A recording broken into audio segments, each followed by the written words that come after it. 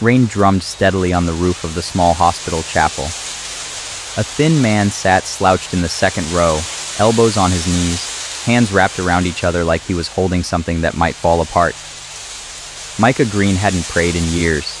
He'd done it once, a long time ago, kneeling at his mother's bedside, asking God to save her from the cancer that ate through her bones.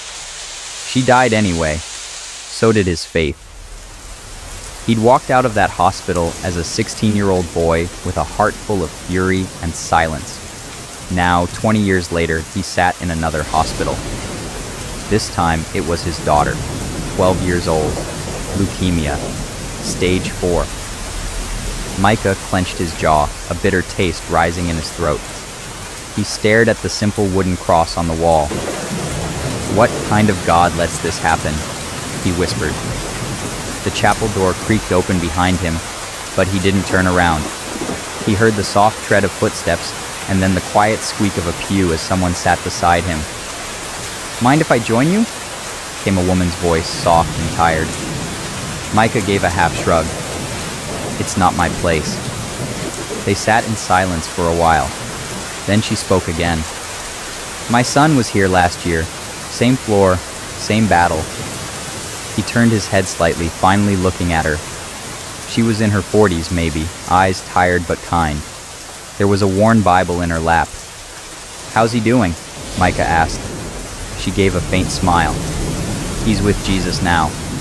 Micah looked away. "I'm sorry." "Me too," she said.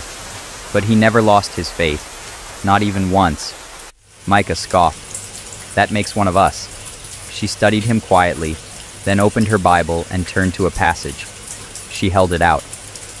"John 16:33, she said. He had this one highlighted. Micah read it silently. "In this world you will have trouble, but take heart. I have overcome the world." He stared at the words. "That's comforting," he said, voice sharp. She didn't flinch. "It's honest. Jesus doesn't promise ease. He promises peace, in him, not in the world." Micah shook his head. "Peace doesn't help when you're watching your kid fade away." "No," she agreed. "But it keeps you standing, keeps you hoping, even when the world burns down around you." There was a pause. Then, unexpectedly, she added, "You can yell at him, you know. He can take it." Micah let out a breath that trembled. "I already did. Years ago." Got no answer. She looked at him. "Maybe you were listening for the wrong one." He didn't answer, just nodded slightly, then stood and walked out. Back in the hospital room, his daughter lay pale and still. Machines beeped softly. She opened her eyes as he entered. "Hey, Daddy," she whispered. "Hey, Bug," he said, taking her hand. "How are you feeling?" She shrugged weakly. "Tired. It hurts." He sat down beside her, heart breaking. "I know." She turned to him. "Mom says Jesus is with me even when it's scary." Micah felt something lodge in his throat. "Do you believe that?" She nodded. "Sometimes I see him in my dreams. He holds my hand." Tears slipped down Micah's cheek. "I don't see him, kiddo," he choked out. "I try, but I don't." She smiled faintly. "That's okay. I'll hold your hand too."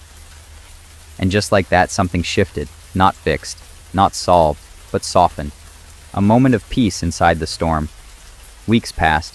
His daughter's condition worsened. There were more nights in the chapel. Sometimes the woman joined him. Sometimes he sat alone. Bible open.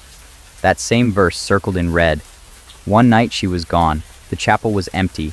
Micah sat in the silence, staring at the verse. And then he spoke. "I don't know what I believe, but she does.